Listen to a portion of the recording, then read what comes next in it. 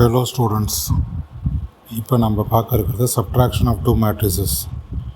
ஏற்கனவே லிஸ்ட்டுக்குள்ளே சப்லிஸ்ட் வச்சு அதை நம்ம ரோவாகவும் உள்ளே இருக்கிற எலமெண்ட்ஸை காலமாகவும் வச்சு ப்ராக்டிஸ் பண்ணி பார்த்தோம். இப்போ நம்ம என்ன பண்ணுறோம், இந்த மேட்ரிசஸை ஹேண்டில் பண்ணணும் அப்படிங்கிறதுக்காக நம்பை அப்படின்னு சொல்லி ஒரு மாடியூலை கால் பண்ணிக்கிறோம். ஸோ இது பைத்தானில் ஒரு மாடியூல் இருக்குது. இது அரேவை ஹேண்டில் பண்ணுறதுக்காகவே இல்லை, ஸ்பெஷல் மாடியூல். இதை நம்ம இம்போர்ட் பண்ணிக்கலாம். இம்போர்ட் நம்பை ஆஸ் என்பி அப்படின்னு நம்ம கொடுத்துட்டோம். இப்போ நம்பைங்கிற மாடியூலை என்பிங்கிற பேரில் நம்ம யூஸ் பண்ண போகிறோம். ஏற்கனவே லிஸ்ட்டு வச்செல்லாம் ப்ரோக்ராம் பண்ணி பார்த்தோம். அதெல்லாம் இந்த நம்பை மாடியூலை யூஸ் பண்ணி செஞ்சு பார்க்கலாம். நம்பை வழியாக நம்ம அரேங்கிற நேமில் நம்ம யூஸ் பண்ணி பார்க்கலாம். சிங்கிள் டைமென்ஷன், டபுள் டைமென்ஷன் எல்லாமே யூஸ் பண்ணி பார்க்கலாம். டபுள் டைமென்ஷன் தான் இப்போ மேட்ரிக்ஸ்னு சொல்கிறோம். ஏன்னா ரோ காலம்னு வருது இல்லையா, அதனால தான் டபுள் டைமென்ஷன்.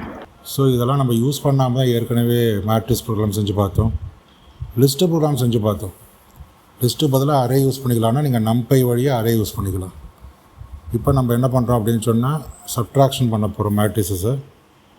அப்போ முதல்ல ஏன்னு ஒரு மேட்ரிக்ஸ் நம்ம க்ரியேட் பண்ணுறோம்.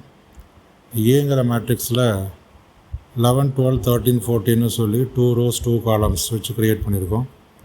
11, 12 ஒரு ரோ, 13, 14 ஒரு ரோ, 2 ரோ இருக்குது. ஸோ ஏன்னு ஒரு மேட்ரிக்ஸு, பின்னு ஒரு மேட்ரிக்ஸ் க்ரியேட் பண்ணிக்கிறோம். NP dot array. ஸோ அந்த அரேங்கிற ஃபங்க்ஷனை யூஸ் பண்ணி நம்ம தேவையான மேட்ரிக்ஸை நம்ம க்ரியேட் பண்ணிக்கலாம். அரேவே க்ரியேட் பண்ணிக்கலாம், சிங்கிள் டைமென்ஷனே க்ரியேட் பண்ணிக்கலாம், பட் டபுள் டைமென்ஷனும் க்ரியேட் பண்ணிக்கலாம்.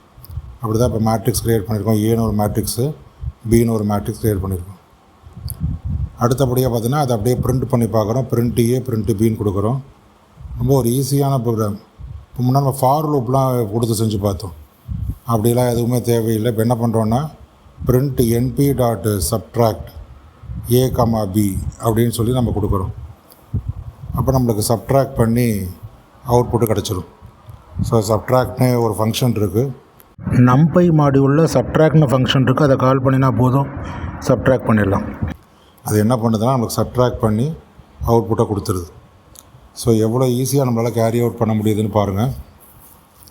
நாம் முன்னால் நெஸ்டட் லூப்பு, ஐ லூப்பு, ஜே லூப்புலாம் வச்சு நாம் யூசர் டிஃபைன்டாக பண்ணினோம்.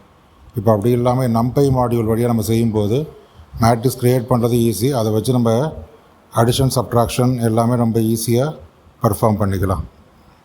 அதுதான் இப்போ நம்ம செஞ்சு பார்த்துருக்கோம். இப்போ சப்ட்ராக்ட் செஞ்சு பார்த்துருக்கோம். வரக்கூடிய அவுட்புட்டை தான் பார்க்குறோம். ஏ மேட்ரிக்ஸ், பி மேட்ரிக்ஸை பார்க்குறோம். அடுத்துக்கிட்ட சப்ட்ராக்ஷன் பண்ணி வரக்கூடிய அவுட்புட்டை பார்க்குறோம். ஸோ ஒரு ஈஸியான மெத்தடில் நம்மளால் கேரி அவுட் பண்ண முடியுது.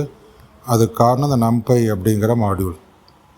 இதை யூஸ் பண்ணி நம்மளால் ஈஸியாக இந்த மாதிரி ஆப்ரேஷன்லாம் செய்ய முடியும்.